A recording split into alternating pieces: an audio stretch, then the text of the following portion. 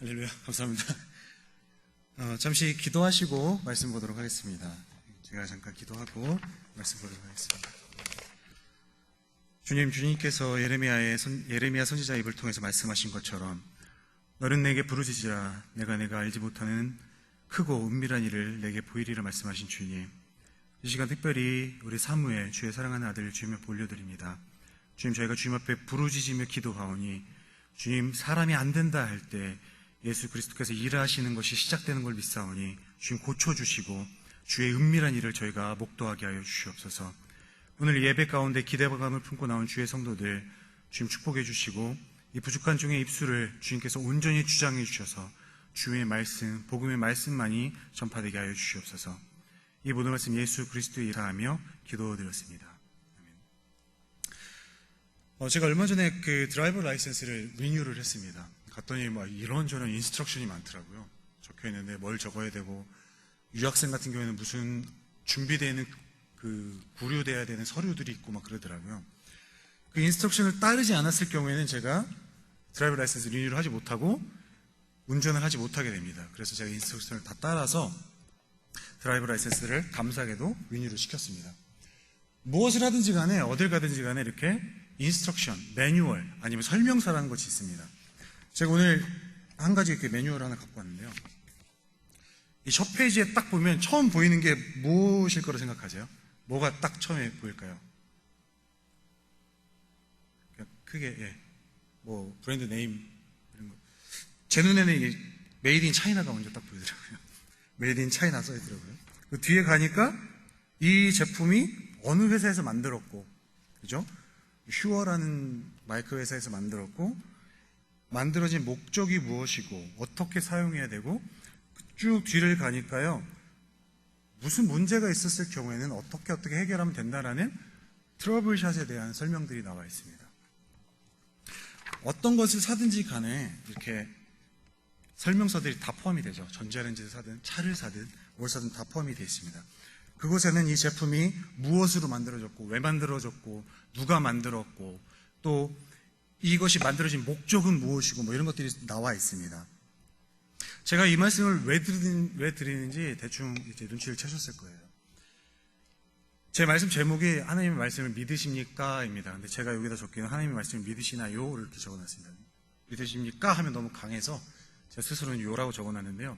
하나님 말씀을 믿으시나요? 라는 질문을 했을 때 하나님의 말씀을 믿는다고 쉽게들 다들 대답합니다. 아멘 하시고 하나님을 믿는다고 말씀을 하십니다. 그런데 왜 우리 삶 속에는 그러한 능력들이나 하나님의 말씀에 대한 체험들이 풍성하게 일어나지 않을까요? 그 질문에서부터 저는 오늘 이 말씀을 좀 풀이해 가보고자 합니다. 모든 제품에는 설명서가 있듯이 우리 인생, 인간들에게도 설명서가 있습니다. 여러분 잘 아시겠지만 하나님께 주신 이 말씀이라는 설명서가 바로 그 설명서입니다. 이 하나님의 말씀, 성경이라는 말씀에는 창세기라는 책의 1장에는 우리를 누가 만들었는지에 대한 내용이 나옵니다. 어떤 제품을 무엇으로 만드는지 설명 나오는 것처럼 인간을 누가 무엇을 가지고 만들었는지가 나옵니다. 하나님께서 흙을 가지고 인간을 만드셨다. 그리고 쭉 읽다 보니까요, 이사야 아니면 여러 가지 책 중에서 대표적으로 이사야 43장 21절에는 하나님께서 이 백성을 왜 만들었는지를 좀 구체적으로 딱 설명을 하고 계십니다. 이사야 43장 21절을 보니까 이렇게 나와 있습니다. 이 백성은 내가 나를 위하여 만들었나니 나를 찬송하게 하기 위함이다. 즉 하나님을 예배하고 하나님을 찬양하기 위해서 우리를 만들었다고 하십니다. 그리고 사도 바울의 귀한 입을 통해서 사도행전 20장 24절에 이렇게 고백하고 있죠. 사도 바울이 나의 달려갈 길과 나의 사명 곧 그리스도의 복음을 전파하는 일을 마치려 하면은 나의 목숨을 조금도 아깝지 않게 여기노라 라는 말이 나옵니다. 이처럼 성경에는 누가 우리를 어떻게 만드셨고 왜 만드는지에 대한 설명이 쭉 나오게 됩니다. 또한 더 중요한 것은요, 하나님께서 이 인류를 만드시고 이 인류에 대한 세부적인 기록들이 담겨져 있습니다. 이 인류들이 어떻게 타락을 하게 됐고 이 역사는 어떻게 시작하게 되었고 이들이 수많은 사례를 통하여 다양한 문제들, 하나님께서 인간을 만들어 놓으셨더니 하나님 눈에 보시기에 악하기만 했다. 뭐 이런 식의 여러 가지 사례들을 통해서 문제점들을 보여주고 계시고, 더 중요한 것은 그 문제점의 해결 방안들을 정확하게 마치 이 설명서가 트러블샷에 대한 앤서들을 다 넣어놓은 것처럼 정확하게 넣어놓으셨다는 것입니다. 그리고 가끔 보면요, 이 설명서 끝을 가보면, 미국 설명서 끝에는 그 스페니시가 있지만 대부분 이 설명서 끝에 가면 만약에 이러이러한 문제가 되고 설명서에 나와 있는 문제가 생기면 1800 뭐 이런 식으로 전화번호가 써져 있죠. 이 번호로 전화하셔서 테크니션의 도움을 받으십시오. 성경에도 그러한 말씀이 나와 있죠. 제가 방금 기도하면서 인용했던 예레미야 33장 3절에 너는 내게 부르짖으라. 내가 내게 응답하겠고 내가 알지 못하는 은밀한 일을 내게 보이리라. 성경에 구체적으로 자세하게 적혀져 있지 않고 우리 인생에서 낙관에 부딪혔을 때 하나님께서는 내게 부르짖으라. 내가 너의 창조자고 너의 모든 문제를 해결할 수 있으니 내게 부르짖으면 내가 응답하겠다라고 착실하게 다 써놓으셨습니다. 근데 이 성경을 이렇게 살펴보다 보니까 이런 설명서와 성경이 너무나 비슷한 점이 많죠. 너무 비슷한 점이 많은데 가만히 생각하다 보니까 차이점 또한 있더라고요. 가장 큰 차이점이 무엇이냐면, 사실 성도님들 중에서 이 설명서 사시면, 그러니까 제품을 사시면 설명서 처음부터 끝까지 다 읽어보시는 분 계신가요? 저는 사실 이걸 딱 제품을 사서 포장을 뜯고 제품을 꺼내는 순간 설명서는 빼서 다시 박스 안에 집어넣습니다. 거의 보질 않아요. 그러다가 장고장을 많이 내죠. 그래서 와이프한테 많이 혼나는데요. 이것을 읽으면 좋은데 안 읽어도 제품 사용은 가능합니다. 맞나요? 근데 하나님께서 주신 인생 사용 설명서인 성경은 우리가 읽어도 될지 안 읽어도 될지 선택할 수 있는 옵션이 아니라는 것입니다. 이것은 꼭 읽어야만 하나님께서 원래 디자인하셨던 우리의 인생을 풍성하고 완전하게 누릴 수 있게 인도하는 그런 책이라는 것입니다. 너무나도 잘 알고 있는 내용을 제가 너무 정말 진지하게 얘기를 하고 있죠. 마치 처음 들으시는 것처럼. 너무 잘 알고 있기 때문에 잘 지켜지지 않는 내용들인 것 같습니다. 이 타락한 시대에 살면서 우리가 가장 많이 경험하는 문제들이 하나님의 말씀과 하나님의 말씀이라는 권위와 세상 기준과 내가 살아온 경험이라는 것이 부딪힐 때 나타나는 갈등인 것 같습니다. 우리가 말로는, 생각으로는 하나님의 말씀이 나의 최종 권위입니다. 나는 하나님의 말씀 믿습니다. 하나님의 말씀 그대로 행동합니다. 하려고 합니다라고 말하면서 너무나도 많은 상황에서 나의 생각, 나의 경험, 나의 주장들을 따라가고 있는 나의 모습을 발견하게 됩니다. 심지어 아주 사소한 문제까지도 그렇죠. 이건 사람들 다 그렇게 하니까 괜찮아. 하나님의 말씀이 어떻게 다 100% 적용될 수 있어. 시대에 따라서 조금씩 변화되는 거야 라는 위험한 생각까지도 하게 됩니다. 실제로 여러분들 여기 현재 사시는 이 미국 땅, 한국 땅, 이 세상에 들어가는 정세를 보시면 아시겠지만 절대 진리인 하나님의 말씀, 그리고 또한 절대 진리라는 개념 자체가 사라지고 있습니다. 절대라는 말은 없습니다. 다 상대적인 개념으로 바뀌어져 가고 있습니다. 네가 그렇게 믿으면 그건 너에겐 진리야. 근데 나에겐 아니야. 내가 이렇게 믿는 진리를 당신이 나에게 뭐라 할 수 없어. 왜냐하면 이건 나의 진리니까. 성경을 진리로 받아들이는 크리스찬들, 이걸 진리라고 비기독교인들한테 진리라고 강요할 수 없습니다. 왜? 지금 이 시대가 그렇게 만들어가고 있거든요. 우리의 삶을. 내가 옳다고 믿고 내가 선하다고 생각하는 것이 옳고 선한 것이 돼버린 그런 시대에 우리가 살고 있습니다. 사도 바울이 오늘 본문을, 원래 오늘 본문 내용은 디모데후서 3장 전체 내용인데요. 사도 바울은 이러한 이야기들을 그 당시에도 있었는지, 이러한 사태들이 아니면 그냥 예언적으로 썼는지 모르겠지만 이러한 것들을 경고하면서 디모데후서 3장 1절에서부터 13절까지 이야기를 쭉 디모데에게 경고를 하고 있습니다. 우리 한번 좀 길지만 한번 3장 1절에서부터 좀 한번 읽어볼까요? 제가 읽어나가면서 눈으로 따라오시면 되겠습니다. 가면서 제가 종종 스탑을 하면서 이렇게 하겠습니다. 3장 1절부터입니다. 너는 이것을 알라. 말세에 고통하는 때가 이르러. 많은 고통들이 들리고 있죠. 지금 현재 사람들이 자기를 사랑하며 돈을 사랑하며 자랑하며 교만하며 비방하며 부모를 거역하며 감사하지 아니하며 거룩하지 아니하며 무정하며 원통함을 풀지 아니하며 모함하며 절제하지 못하며 사나우며 선한 것을 좋아하지 아니하며 배신하며 조급하며 자만하며 쾌락을 사랑하기를 하나님 사랑하는 것보다 더하며. 여기까지 내용을 보시면 무엇이 이 시대의 가장 큰 우상인지가 드러납니다. 바로 나 자신이죠. 나를, 자기를 사랑하며 돈을 사랑하며. 돈을 왜 사랑하나요? 나의 윤택한 삶을 위해서 돈을 사랑하며 조급하며 자만하며 쾌락을 사랑하기를 하나님 사랑하는 것보다 더 즐거워하며. 내가 나의 쾌락을 사랑하는 것이 하나님을 사랑하는 것보다 더 크다는 얘기입니다. 이 세상은 사도 바울이 경고한처럼 날이 갈수록 자기 자신을 우상화하고 있습니다. 너만 즐거우면 돼. 너의 가족, 너의 자식, 너의 것, 나의 것만 있으면 돼. 나의 것, 나의 재산, 내 건강, 이런 것들만 지키면 되고 부풀리면 되는 거야. 내가 잘 살면 되는 거야. 가장 큰 거짓말 중에 하나가 뭐예요? 하나님은 당신이 이 세상에서 행복하게 살기 원하신다. 반은 맞고 반은 틀린 얘기죠.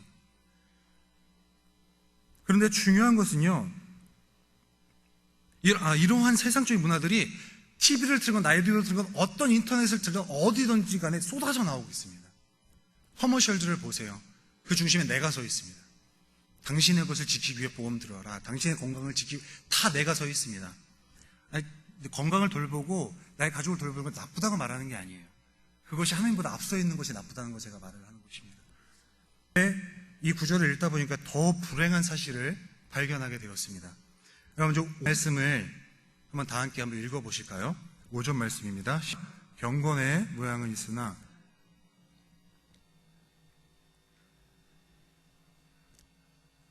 아멘.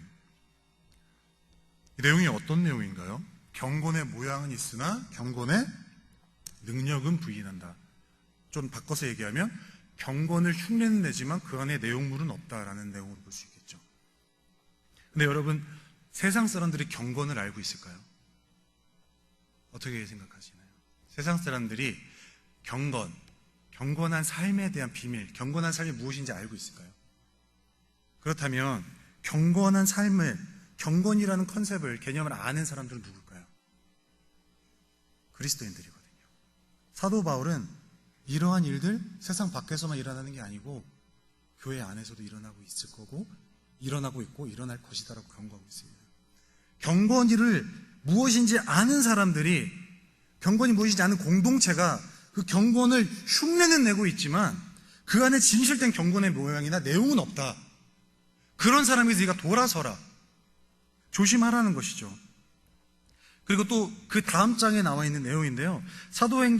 디모데후서 4장 3절에서 4절은 또 이렇게 기록하고 있습니다. 디모데에게 경고하는 내용이죠. 때가 이르리니 사람이 바른 교훈을 받지 아니하며 귀가 가려워서 자기의 사욕을 따를 스승을 많이 두고 또 그 귀를 진리에서 돌이켜 허탄한 이야기를 따르느니라. 진리에서 돌이킨다는 말은 진리를 아는 사람들이거든요. 누굴 얘기하고 있나요? 그리스도인들을 얘기하고 있어요. 교회에서조차 진리의 말씀 말고 내가 좋아하는 말씀 따라가겠다는 거예요. 그런 형상들이 벌어지고 있다는 것입니다. 여러분도 저희 교회는 아니에요. 저희 교회는 아니고 저기 달라스가 있을까요? 많은 교회들이 이러한 형태를 따라가고 있습니다. 하나님을 기쁘시게 하는 말씀보다, 하나님의 속을 시원하게 하는 말씀보다 사람들의 귀를 티끌린, 즐겁게 할 수 있는 말들이 강단에서 쏟아져 나오고 있어요. 그걸 보면서 사람들은 아멘 하면 따라가고 있고요. 반쪽짜리 복음을 들으면서 완전한 복음인 줄 알고 따라가고 있습니다. 그러한 시대가 바울 시대도 저는 개인적으로 있었고 지금도 있고 미래에도 있을 것인데, 그러니까 더 조심해라. 이 디모데 후서는 바울이 순교하기 직전에 쓴 내용이잖아요. 얼마나 절박한 심정을 가지고 자기가 가지고 있던 평생 정립했던 신학적인 개념들을 쏟아내면서 썼을까요? 디모데를 얼마나 사랑했는데 바울이 모든 신학의 정수를 쏟아부어서 기록한 것이 디모데 후서거든요. 그럼 이 말은 진실되게 경고하고 있는 거예요. 디모데야, 내 사랑하는 영적 아들아, 넌 정말 조심해야 된다. 이 말씀은 사도 바울이 이 디모데후서 3장 1절에서 13절까지 쭉 기록한 이 말씀들은 교회 안과 밖에 모든 사람들에게 주는 말씀입니다. 진리를 모르는 저들에게만 해당되는 거 아니고요. 우리에게만 해당되는 것도 아니고 모든 사람에게 해당되는 것입니다. 이 교회 안에서 우리가 신앙생활을 한다고 하면서 제가 방금 말씀드린 것처럼 우리의 귀에 좋은 말들만 걸러내고 있는 그런 현상들이 나도 모르게 내 삶 안에서 벌어지고 있다는 것입니다. 내가 듣고 저건 뭐 괜찮네, 맥센스해, 저 목사님, 저 전도사 인생을 좀 안 해, 저 정도는 내가 받아들이지, 선택적으로 받아들이고 있다는 것입니다. 또한 내가 순종할 만한 것들만 선택해서 선택적으로 순종하고 있다는 것입니다. 왜 이런 현상들이 나타나고 있을까요? 왜 우리는 하나님을 믿는다, 하나님의 말씀을 믿고 순종하고 따라가는 삶을 살고 있다라고 말을 하면서, 아니면 그렇게 살려고 몸부림치고 있다라고 말을 하면서도 실제로는 그렇게 살지 못하고 있을까요? 왜 하나님의 말씀의 권위가 사람들이 인정을 하고 인정을 하지 않건 영원 불변한 권위가 있는 그 말씀이 우리 눈으로 보기에 지금 산산이 부서져서 땅바닥에 떨어진 것처럼 보이는 그 시대를 우리가 살고 있을까요? 왜 그런 사태가 벌어져야만 했을까요? 제가 이 말씀을 묵상하다 두 가지, 크게 많은 이유가 있겠죠. 두 가지 이유를 한번 발견해 봤습니다. 첫 번째로는요, 우리 안에 깊숙이 박혀 있는 죄악된 본성 때문에 그렇다라는 것을 발견하게 되었습니다. 두 번째는 우리가 하나님 아버지를 너무나도 오해하고 있기 때문에 그렇다라는 것을 발견하게 되었습니다. 묵상을 하다 보니까 이건 제가 제 스스로 안에서 이렇게 올라오는 문제들이더라고요. 제 안에 첫 번째로 말씀드렸던 부인하려 부인할 수 없는 죄악의 뿌리가 아직도 자리 잡고 있습니다. 내 안에 잘라내려고 노력을 해도 뿌리채 뽑혀지지 않는 죄악의 본성이 꿈틀거리고 있어요. 아직도. 언제든지 기회만 되면 하나님의 울타리를 박차고 벗어날 준비를 언제든지 준비를 하고 있고, 일본 말이죠, 안 좋은 말이지만 여기 땅 하면 뛰쳐나갈 준비를 하고 있습니다. 이것은 제가 잘못해서 그런 게 아니라요, 인류 최초의 죄악에서부터 우리가 물려받은 죄악들입니다. 하나님께서 에덴 동산을 만드시고 아담과 하와를 그곳에 두셨죠. 모든 것 다 해, 자유를 주셨지만 한 가지 경계를 두셨습니다. 선악과는 먹지 마. 그게 너무 맛있는 과일이라서 하나님 혼자 독점하시려고 먹지 말라고 한 게 아닙니다. 이 선악과는 왜 선악과를 먹지 말라 하셨냐면, 다 아시겠지만 선과 악을 결정하는 건 창조주 내가 할 일이지 너희들 일이 아니야. 이게 창조물과 피조물의 차이야. 너희는 절대 넘어올 수 없는 거야. 절대 너희가 알 수 없는 내용이고, 이것이 너와 나의 차이. 내가 나의 사랑으로 너희와 함께 있지만 너희는 결코 내가 될 수 없는 피조물이야 라는 경계를 두신 것입니다. 근데 인간 스스로가 그 경계를 넘어가려고 작정을 해버렸죠. 그리고 스스로가 선과 악을 결정하는 내가 주체가 되겠다, 사단의 거짓말을 넘어와서 내가 주체가 되겠다라고 결정한 그 순간이 이 인류의 죄악이 시작된 것입니다. 그리고 그 주체가 되려고 하는 욕망이, 내 인생의 주체가 내가 되려고 하는 욕망이 아담으로부터 우리에게 뿌리째 이어져 내려오고 있는 것입니다. 우리 안에 그 본성이 너무 깊숙이 박혀 있어요. 이 죄악은 다윗이 고백했던 것처럼 인류의 심장 속에 박혀 있습니다. 떼낼 수가 없어요. 이 죄악의 본성은 우리가 예수 그리스도를 구주로 영접하고 나서도 평생 주님을 얼굴을 맞대고 볼 그날까지 평생 싸워야 하는 우리의 숙제입니다. 히브리서에서 그래서 그렇게 말했죠. 너희가 죄와 싸우되 아직은 피 흘리기까지 싸우지 않는다. 무슨 말인가요? 피 흘리기까지 싸워야 되는 것이 너의 죄악의 본성이다. 그 대상이 그 죄의 본성이다라고 말씀을 하고 있는 것이죠. 두 번째로는 이 본성이 지속적으로 우리로 하여금 하나님의 말씀에 반항하게 만듭니다. 하나님 내가 인정하겠는데 이건 내 거예요. 이건 내 거예요. 이건 내가 결정할 거예요. 하나님 결정하는 건 교회 안에서 일어나는 일이고 제 인생은 제가 결정할게요. no thank you 하나님. 이건 제 겁니다. 지금 제 얘기하고 있는 거예요. 그런 게 죄 안에 그냥 깊숙이 박혀있다. 두 번째로는 우리를 지으시고 우리의 영원한 아버지 되시는 하나님 아버지에 대한 지식이 너무 부족하고, 그 지식이 설령 좀 있을지라도 너무 하나님을 오해하고 있다는 것입니다. 여러분 너무 많이 들어보신 이야기들일 거예요. 대부분의 경우 하나님 아버지에 대한 이해와 그 이미지는 우리의 육체적인 아버지 혹은 영적 리더들에 의해서 결정이 된다고 합니다. 근데 어떻게 사람들 중에 온전한 사람 없잖아요. 그래서 오해되는 것이 어떻게 보면 당연한 것일 수 있는데요. 우리 육체의 아버지와의 어그러진 관계, 아버지로부터 어뷰즈를 당하거나 했던 어그러진 관계가, 그리고 그 어그러진 아버지의 상이 우리로 하여금 하나님 아버지를 오해하게 만드는 경우가 너무나도 많이 있습니다. 저희 아버지 같은 경우는 저희 아버지 목사님이신데 되게 너무 율법적이셨어요. 잘하면 그냥 뭐 본전, 못하면 넌 지옥 가려고 진짜 그렇게 막 별 심한 꾸중을 들으면서 자랐습니다. 그 제 안에 하나님은 무서운 하나님으로 각인이 되어 있어요. 잘못하면 금방 하늘에서 천둥 때려갖고 죽이실 것 같은 막 벌벌 떠는, 오해하고 있는 거죠.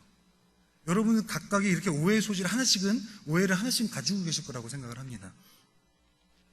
또한 불행하게도 많은 목회자들의 실수와 부족한 모습들 때문에 우리 성도님들의 안에 하나님에 대한 많은 오해점들이 생겨나게 된 것도 사실입니다. 그거는 목회자들이 정말 회개해야 할 문제들이죠. 이렇게 이 큰 두 가지의 이유로 우리가 친한 친구들이나 가족들, 친지들, 아니면 사람을 의지하고 믿는 것보다도 훨씬 더 못하게 하나님과 그분의 말씀을 신뢰하고 있습니다. 정말 신뢰 못하고 있죠. 믿는다, 따라간다 하지만 따라가지 못하는 건 신뢰하지 못하기 때문에 못 따라가고 있는 것입니다. 더 나아가서는 더 슬픈 것은 우리의 생각, 우리의 신념, 그리고 우리의 경험이 하나님의 말씀보다 더 나아가 심지어 하나님보다 더 앞서서 그렇게 우리를 이끌고 나가는 우리의 삶의 모습을 볼 수 있습니다. 저는 정말 그래요. 저는 정말 솔직히 얘기하지만 하나님의 말씀 그대로 살아내지 못하고 있는 모습을 제 안에서 너무나 많이 발견하고 항상 좌절을 하게 됩니다. 그렇다면 과연 내가 이러한 것들을 나의 생각, 경험 아니면 세상적인 기준들, 세상적인 생각들 이러한 것들을 하나님의 말씀보다 더 신뢰하고 의지하고 있는가라는 나 스스로 점검할 수 있는 좋은 방법들 중에 하나가 스스로에게 이러한 질문을 한번 던져보는 것입니다. 과연 하나님의 말씀이 내가 어떤 결정을 할 때 그 결정의 최종 결정권을 가지고 있는가? 내가 어떤 결정을 할 때 하나님의 말씀이 그 최종 결정권을 가지고 그 결정권을 내 삶 속에서 사용하고 계시는가? 내가 그 결정권을 따라서 결정하고 있는가? 나는 과연 어떠한 결정을 할지라도 하나님의 말씀이 기초에서 그 결정을 내리고 있는가? 사소한 결정일지라도요.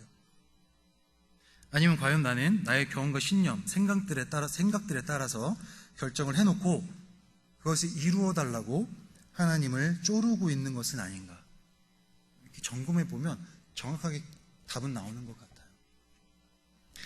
약 2000년의 기독교 역사가 흘러오면서 예수님이 돌아가시고 나서 부활하신 후에 승천하시고 2000년의 기독교 역사가 흘러오면서 교회 안, 믿는 자들의 공동체 안에서 벌어진 신앙의 타락 중에서 가장 위험한 타락이 하나님을 나의 인생의 성공의 도구쯤으로 생각하는, 겉보기에는 정말 훌륭하고 경건해 보이지만 그 속은, 그 내면은 철저하게 기복주의적인 그러한 신앙의 타락입니다. 이 기복주의 신앙이 왜 잘못되었냐면요, 복 주시는 하나님보다 그 복 자체를 하나님 위에 두었기 때문에 그래요. 하나님을 사랑해서 신앙생활을 하는 것이 아니라 하나님으로부터 떨어지는 복이 너무 좋아서 신앙생활을 하는 것입니다. 그것이 하나의 이유가 될 수는 있어도 그것이 목적이 돼서는 안 되는 것이거든요. 하나님을 처음 만난 그때의 기쁨과 은혜의 시간이 지나가면 이런저런 잘못된 가르침과 세상 문화와 짬뽕 돼버린 변질된 교회의 문화를 통해서 그 첫사랑은 온데간데 없어지고 나의 성공과 나의 것, 나의 육체적인 축복, 내 자녀의 미래, 내 인생들이 하나님보다 어느새 위에 위치하게 되는 모습을 발견하게 됩니다. 복 주시는 하나님보다 그분이 주신 복을 하나님 위에 두고 살게 되는 것이죠. 하나님께서 은혜를 베풀어 주신 복이 참 아이러니하게도 우리의 가장 큰 우상이 되어버린 것입니다. 이런 모습들이 사도 바울의 시대에도 있었던 것 같습니다. 사도 바울이 이렇게 경고하는 걸 보니까요. 사도 바울이 이렇게 정말 막 별소리를 다 하면서 경고를 합니다. 디모데야, 넌 이걸 조심하고 그들에게부터 돌아서고 기억 잘하고 조심하고 경고를 하다가 14절에 이르러서 디모데에게 힘이 되는 격려의 말을 딱 간략하게 쏟아놓고 있습니다. 14절에요. 이렇게 시작하고 있습니다. 그러나, 14절은 그러나라고 시작을 하고 있습니다. 세상은 이렇게 타락해가고 더러워져만 가고 날이 갈수록 하늘로부터 멀어져 가고 있으나, 그러나 너는, 디모데 너는 배우고 확신한 일에 거하라. 너는 내가 누구에게서 배운 것을 알며 또 어려서부터 성경을 알았나니 성경은 너로 하여금 능히 그리스도 예수 안에 있는 믿음으로 말미암아 구원에 이르게 하는 지혜가 있게 하느니라. 아멘. 이 악한 세대에서 나 자신을 지키고 사람의 기준과 눈이 아닌 하나님의 눈과 기준에 합당하고 선한 삶을 살아가는 방법은 사도 바울이 말하기는 디모데, 네가 지금까지 배워왔고 확신해왔던 하나님의 말씀, 이 성경이라는 하나님의 말씀을 붙들고 그 말씀 그대로 순종하며 살아가는 것이다 라고 사도 바울은 확실하게 확신에 차서 이야기를 하고 있습니다. 그동안 배워왔고 알아왔으며 확신 속에 붙들었던 하나님의 말씀, 이 성경 안에 거하면 너의 삶 속에, 디모데야, 너의 삶 속에 온전한 구원, 온전한 삶을 살아갈 수 있다. 너의 삶 속에서 온전한 삶, 하나님께서 지지해 놓으시니까 온전한 삶을 풍성하게 누릴 수 있다.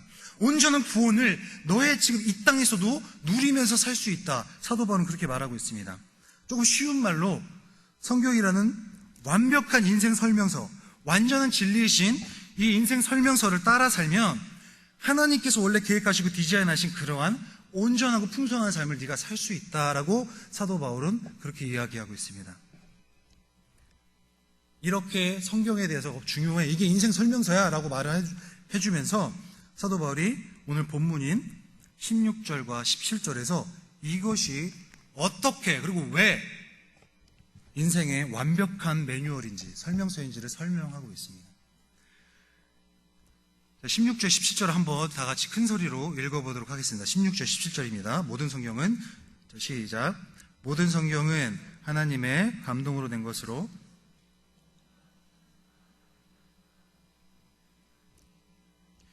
이는 하나님의 사람으로 온전하게 하며 모든 선한 일을 행할 능력을 갖추게 하려 함이라. 아멘. 16절은 이렇게 시작합니다. 모든 성경은 이렇게 시작합니다. 영어로 보면 all scripture라고 나옵니다. 말 그대로 모든 성경입니다. 근데 여러분들이 이러한 설교나 아니면 이런 것의 주석이나 어떤 책을 읽어보셨다면 이런 구절 한번 들어보셨을 거예요. 사도 바울이 말하는 모든 성경은 구약만을 뜻한다 라는 이야기를 들어보셨을 것입니다.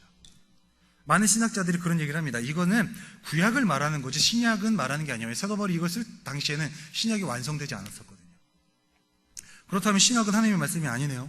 안 지켜도 되겠네요. 예수님 말씀이 이렇게 기록이 되어 있는데. 우리 교회의 전통적인 교회의 믿음은 사도 바울이 이것을 말할 때는 역사적인 사실에 근거해서도 말했지만 그 말하는 당시에도 하나님의 성령님의 감동을 받아서 예언적인 선포를 한 것이다라는 해석을 하고 있습니다. 그것이 교회 전통적인 해석의 방법입니다. 즉 모든 성경을 말할 때 사도 바울은 예언적인 시각으로 성경 66권 전체를 본 것이죠. 훗날 우리 후손들이 갖게 될 이 성경 전체를 보게 된 것입니다. 보고 이 말 자체는 하나님의 살아있는 말씀인데 모든 성경은 성경 66권 한 권 한 권 모든 성경은 즉 우리가 읽고 있는 66권 책으로 이루어진 성경이 바로 하나님의 살아있는 말씀이다라는 것을 보여주고 있는 것입니다. 여러분 믿으시나요? 이것이 하나님의 살아있는 말씀인 걸 믿으시나요? 이것이 전혀 틀림이 없고 시대에 따라서도 변질될 수 없는 진리의 말씀인 것을 믿으시나요? 그 믿음이 절대 변질돼서는 안 될 줄 믿습니다. 이것은 우리가 하나님의 말씀 권위를 인정해 준다고 권위를 받는 것이 아닙니다. 이미 우리가 인정을 하든 안 하든 권위는 있는 거예요. 우리가 그것을 조금씩 발견해 나가는 것뿐입니다. 물론 많은 학자들이 말하는 것처럼 이 성경이 해석되는 과정 중에 한두 가지 에러들은 있어요. 이렇게 해석돼야 되는데 이렇게 해석된 것이 있는데 학자들이 정말 재밌는 걸 발견했습니다. 성경의 무호서를 공격하는 학자들이 거봐 이게 틀리잖아 이런 말은 왜 다르게 기록돼서 공격을 하는데 학자들이 발견해낸 내용이 뭐냐면 그러한 걸 다 감안하더라도 성경 전체의 내용의 98%가 모든 트랜슬레이션이 일치합니다. 내용이 98% 이상이에요. 모든 내용은 다 일치하지만 어디에 이렇게 콤마 찍고 어디에 점 찍고 이렇게 틀린 거예요. 어디에서 사랑은 어디선 열정은 이렇게 해석한 것뿐입니다. 내용은 전혀 달라지지 않아요. 즉 이 말씀이 기록된 게 구약에서부터 신약까지 치면 거의 3,000년이라는 시간, 거의 3, 4,000년의 시간이 지났거든요. 그런데도 그런 말씀이 98% 이상의 통일성을 가졌다면 세상적인 시각으로 봐도 이건 믿을 만한 거 아닌가요? 그게 바로 우리가 들고 있는 하나님의 말씀, 모든 성경은, 사도 바울이 말하는 그 모든 성경은 이라는 것입니다. 그렇다면 이 성경이 말하고 있는 것은 무엇일까요? 성경이 말하고 있는 주제는 무엇일까요? 많은 주제가 있겠지만 저는 한 가지로 요약을 합니다. 바로 하나님께서 인류를 계획하시고 인류의 타락을 어떻게 구속하시고 인류를 어떻게 완벽한 자신의 백성으로 만들어 가실지에 대한 구속사, 인류를 어떻게 회복하시고 그 회복된 인류를 이끌어서 어떻게 최고의 상태로 견인하실 것인지에 대한 구속사를 기록해 놓은 것, 그 사역이 예수 그리스도라는 인물 안에서 어떻게 풍성해지고 어떻게 완성이 됐는지를 정확하게 보여주는, 어떻게 완성되었고 어떻게 완성되어질지를 보여주는 그러한 내용을 담고 있는 것이 바로 성경이라는 것입니다. 쉽게 말하면 예수 그리스도라는 그 한 분을 중심으로 모두 일맥상통하는 진리의 말씀이 기록되는 것이 성경이라는 것입니다.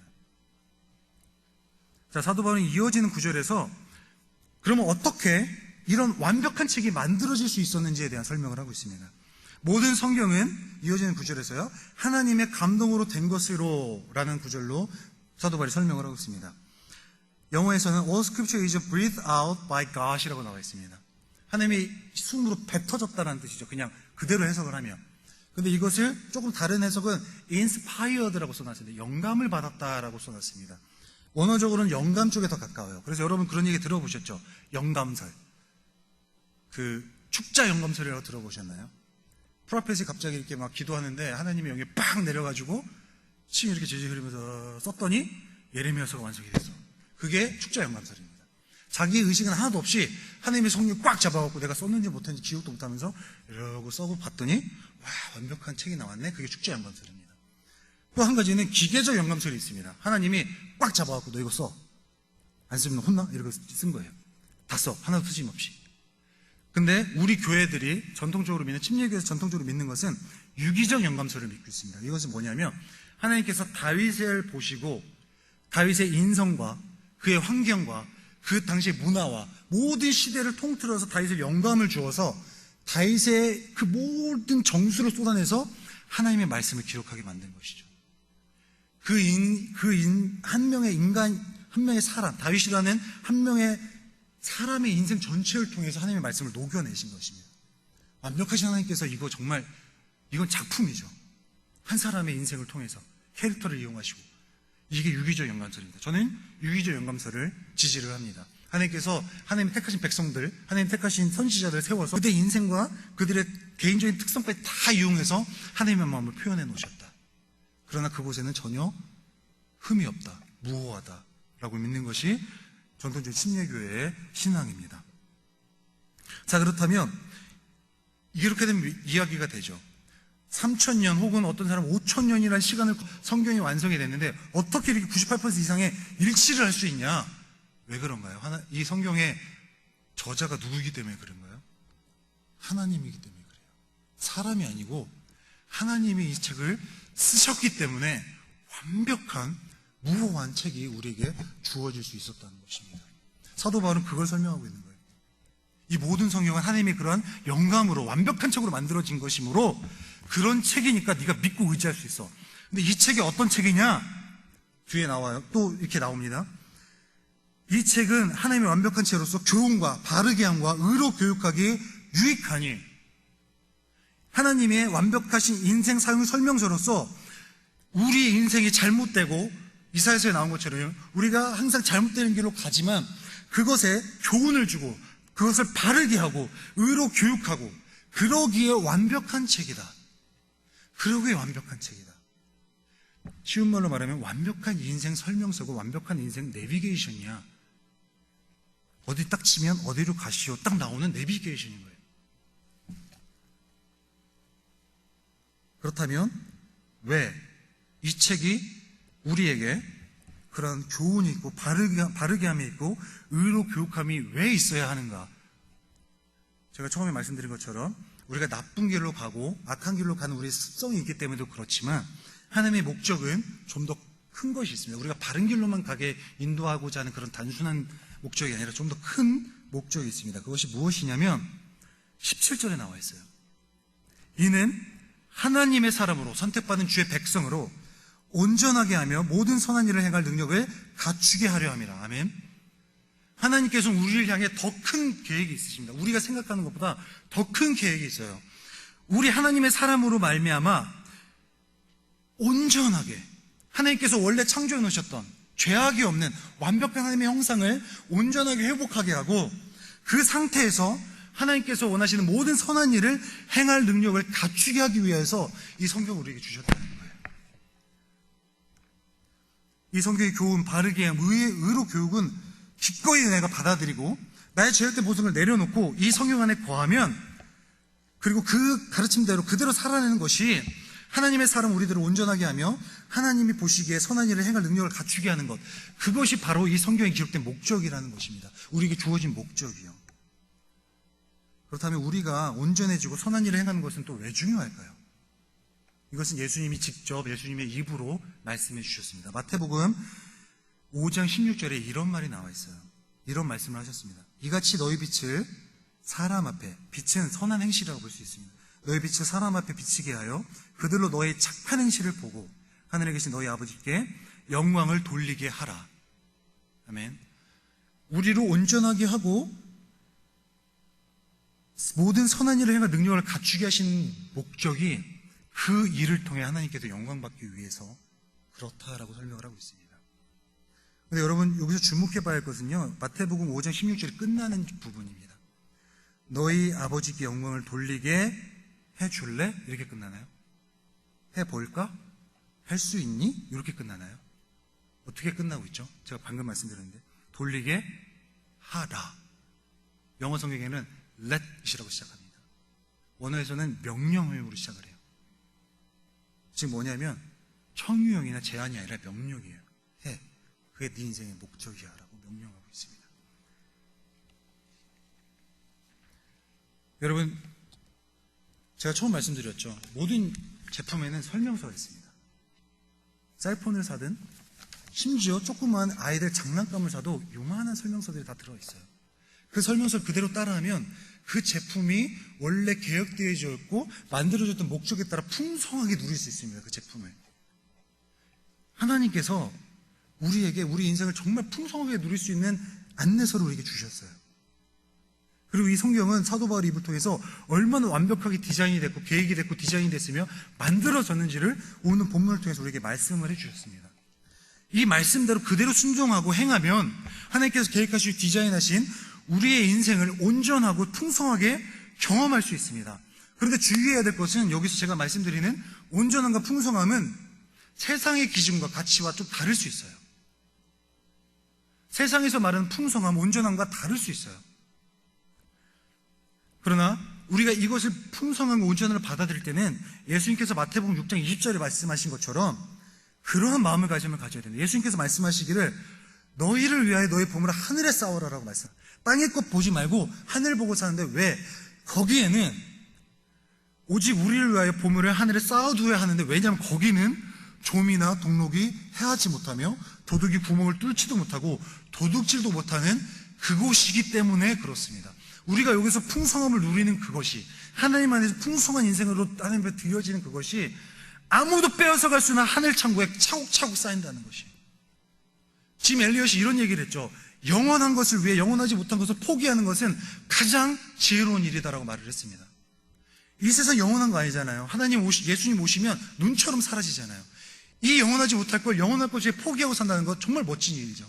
내가 이 세상에서 사람들이 보기에 저 사람은 하나님한테 미친 사람 아니야, 너무 심한 거 아니야, 그런 소리를 들을지라도 나의 그러한 풍성한, 하나님 안에서 풍성한 삶이 하늘 창고에 쌓이고 있다면 여러분 한번 해볼 만한 것 아닌가요? 여러분, 하나님 말씀을 믿으시나요? 그 말씀 따라 살고 계시나요? 그 말씀 그대로, 그 말씀 의지해서 모든 결정을 내리려고 노력하고 계시나요? 만약에 아직까지 그렇게 하지 못하고 있고 내 안에 너무 부족함을 느낀다면 제가 두 가지 제안만 하고 설교를 마치려고 합니다. 첫 번째는요, 내가 만약에 아직도 하나님의 말씀을 기준화해서 살지 못하고 있다면, 첫 번째는요, 내 생각, 내 경험은 언제나 틀릴 수 있다는 것을 인정하시길 바랍니다. 언제나 틀릴 수 있어요. 언제나. 여호수아가 아이성을 치러 갈 때 기도 안 하고 그냥 자기 생각대로 올라갔죠. 저 정도 성 규모면 내가 우리 정도면 여리고도 무너졌는데 완전히 대패하고 돌아왔습니다. 나의 생각, 나의 경험은 언제나 틀릴 수 있어요. 두 번째는요, 그와 반대로 하나님의 말씀은 언제나 오르시고 시대를 분불하고 시간을 분불하고 언제나 오르시며 그 말씀은 99%가 아닌 100%의 순종과 적용을 요구로 한다라는 것을 인정하시길 바랍니다. 이 두 가지만 기억하시고 지금 저한테 얘기하는 거예요. 이 두 가지 기억하고 우리가 하나님의 말씀 안에서 정말 풍성한 삶을 누리시는 여러분 되시기를 주님의 이름으로 축복드립니다.